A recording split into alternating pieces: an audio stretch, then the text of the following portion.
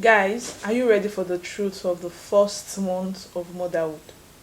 Buckle up because we're going to be exposing every nightmare that comes with postpartum. See, there is no enough news out there. Like nobody will prepare you for this. So I'm just going to tell you my own truth and just prepare you a bit because it differs from people to people. But there are some of those things that I'll be saying that occurs to virtually everybody. So without further ado, let's get right into the video.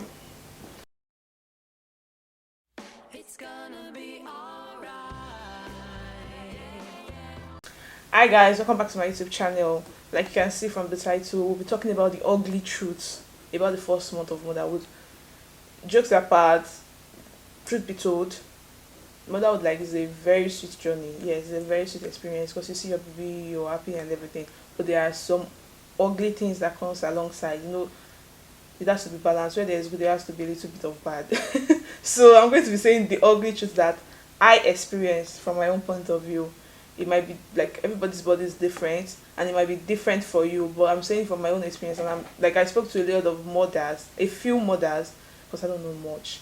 I spoke to the few mothers and some of them experienced something close or the same with what I experienced. Like I just highlighted most of my point on the tab so that I will not forget, because if I forget anything I'll come back and make this video because I have to tell you the truth. Yes, it is sweet, but you guys should tell us the ugly things so that we can prepare for them. The first thing that I will say, and in everything that you do when you're giving birth, if you're having a natural birth, do not get an episiotomy. Episiotomy is like a cut to the vagina, to the vagina to make the space for the head a bit larger. In short, that's what episiotomy is. Like they will cut you. I don't know where to start from. But you see this episiotomy, God. It was not as crazy for me as it was for some people because some people actually said they could not see it. I could see it, but I could not pee well because it was stinging.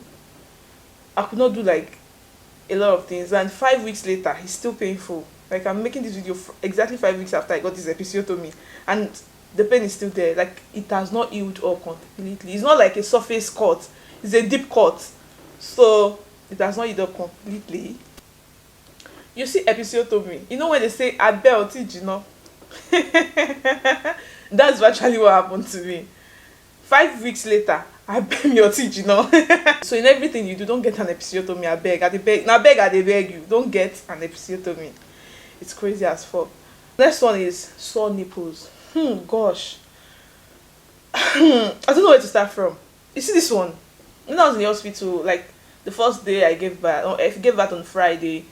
I was breastfeeding. I was happy. Oh God, yeah, motherhood. I'm breastfeeding. Jesus, I like this feeling. On Saturday, my nipples were sore. In my head, I was calculating, can I do this breastfeeding thing? Maybe this one. I was thinking, okay, let me just call my partner. You should go and get food, like this artificial food for the baby, because in my head, I'm like, I can't do this shit. My nipples were sore. I was literally crying. Like when they brought the baby to me that she was crying and she needed to feed, as soon as she lashed on my nipple, God, I had to just put her away. I was in tears. The tears were gushing. So in everything you do, just be prepared.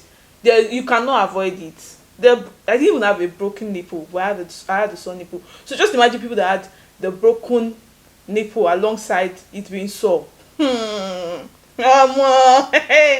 cries were mad. I was just crying. Then I was calculating. I know they do breastfeeding. They talk about exclusive. Like I was in tears. See, you cannot even escape this bit. It will happen to everybody. And I feel like there's not enough talk out there because no one told me about you having a sore nipple from breastfeeding. It was crazy. I had to use ointment, a lot of things to get it a bit cool, but it was still painful. Although as days went by, it got better. But you see, it will come and you have to enjoy it. And they'll be telling you, it's when he latches that have to get better. Bro, I'm not going to wait. I can't sit for this baby to latch. Cause this pain is bearable, although don't let me add, but it was painful. You bear it. You're a mother. You have to bear it. The next crazy thing that happened during that first month of postpartum was engorged breast. You see, when your breasts are engorged, and it happens crazily, it happens in the middle of the night when you're meant to be sleeping. So your breasts are engorged, you cannot sleep. And I didn't have breast pump. I was trying to get, but I was like, oh, I'm gonna get it later. At least I'm not going out for now, so I don't need to pump and everything. So she can just, when she's hungry, she can just latch and have her feed. God, I did not have a breast pump, and my baby was sleeping. I needed to wake her to, guy, just drain this thing. See, I got breast. It's painful as fuck. It was, it's crazy. See, everything I'm going to say is crazy as fuck. I think I don't even put them on a, I can't put them on a scale of preference. Like, okay, this one is still better. Nothing is better. These things are crazy as fuck. The next one is your first power movement. Jesus. I don't talk about this thing. You see that first power movement? Although I was prepared because one of my friends already told me like her first power movement was crazy. So in my head I was already prepared like, okay, how crazy can it be? But shit was shit was painful. She was crazy. I was literally, see everything. I was literally in tears in the toilet. I was crying. It was crazy because it felt like it didn't feel like I was going to labor, but it felt like I was pushing the baby again. It was crazy. It was crazy. That first born movement is crazy as fuck. So you should be prepared.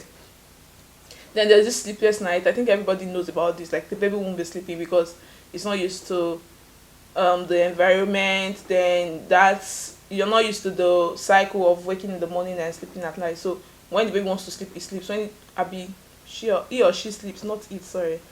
When the baby wants to sleep, the baby sleeps. When the baby wants to wake up, the baby wakes up. So you cannot even do any calendar, be any scheme or anything. So when babies are awake at night, you are not sleeping.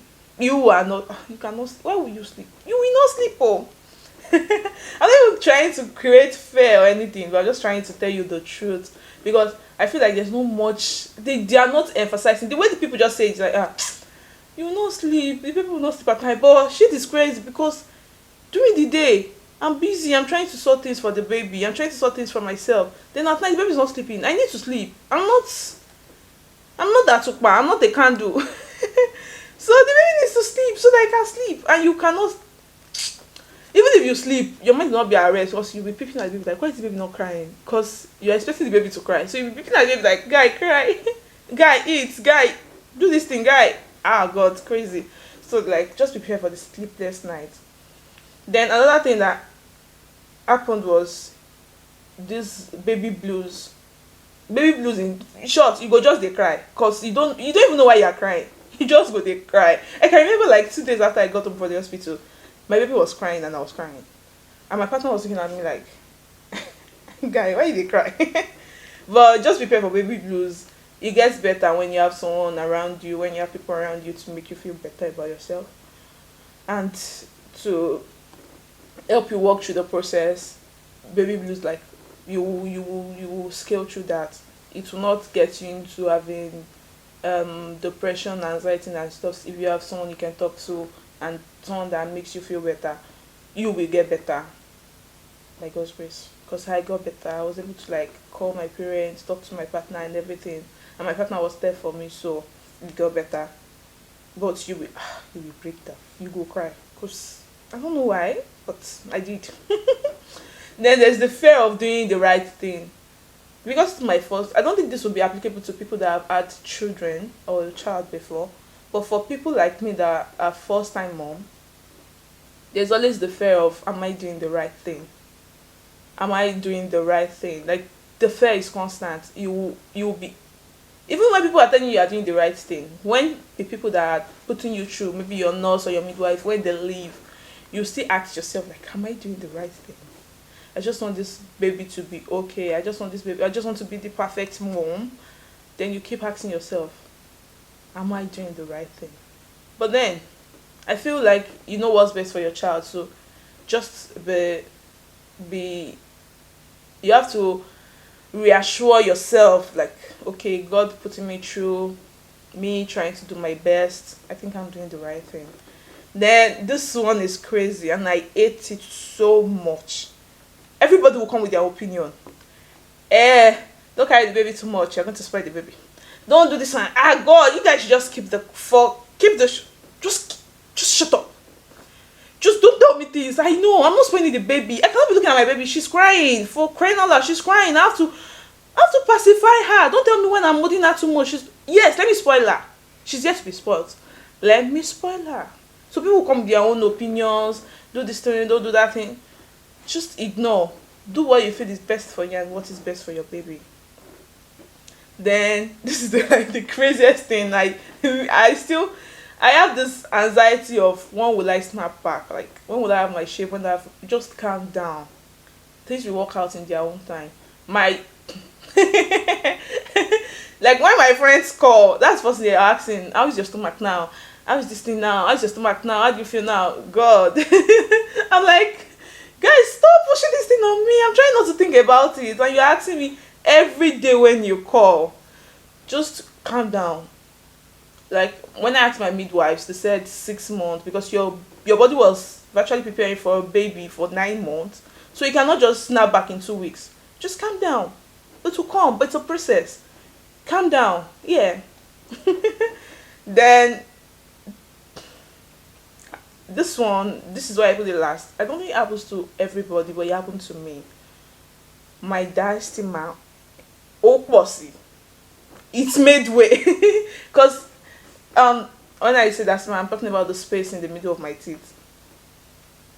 It was very little before, but after I gave birth, I noticed like it was bigger, like a yam can pass through. Why did this happen to me? So I think like there will be like when you're observant and everything, there'll be like little changes to your body, maybe your teeth, your voice. I don't know, it differs from people, but things might change. Just love yourself with it. It's crazy, I know. It was crazy for me too. It's crazy for everybody. But you seeing your baby, I feel you seeing your baby and attending to your baby makes you feel better. Like, okay, at least this is the product. It didn't just happen to me. It's not really bad. Yes, it is bad, but it's not that bad because at least I'm seeing my baby, I'm attending to my baby. This is the reason why I have this thing. And then just love yourself for it. Yes, it is crazy for everybody. Just that is the message I'm here to pass across. First month of motherhood is crazy for everybody because you are adjusting to a new life. Just do your best and put the rest in God's hand, and the Lord will see you through. The Lord will see me through. I'll see you in my next video.